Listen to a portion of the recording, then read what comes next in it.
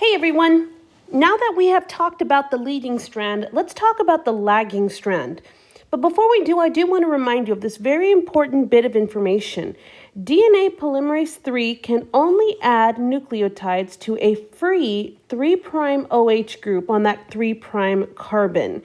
And so because of that shape of that active site, and because of this limitation, the lagging strand is going to be made slightly different than the leading strand. Now, our leading strand was red in the 3 to 5' direction. So when we made the leading strand, or DNA polymerase III made the leading strand, the new strand was made in the 5 to 3 direction.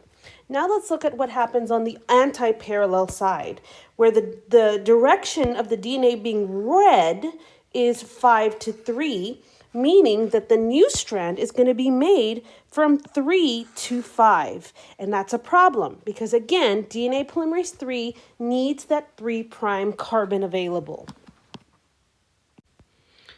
So when RNA primase comes in to lay down the primer, it's not going to be able to lay it down exactly at this line where your origin of replication is. Instead, RNA primase will lay down the primer a little bit further ahead. Now watch what happens when I add the primer. So with the primer laid down, what's at the end is that 5' carbon. So DNA polymerase III cannot add nucleotides to this end here. So what's going to happen instead, DNA polymerase III will actually add to this end and work in the opposite direction, because on this end is that free 3' carbon. Once it reaches the end right here, now what's going to happen is primase will lay down another primer, but further up ahead of the strand here. By laying down another primer, it's going to provide yet another free 3' carbon here that will then, DNA polymerase III can come in and add nucleotides to this end and work in the opposite direction. And so as the fork over here on this end opens up continuously further and further, RNA primase will have to lay multiple primers down on the lagging strand, and each of these little DNA segments are going to be laid down in between the primers. Now, the segment from the primer to the end of the DNA is called an Okazaki fragment, named after the scientist who discovered them. So the lagging strand, even though the name sounds like it's slower than the other one, which is the leading strand, is actually going at the same rate. So it's equally as fast as the leading strand.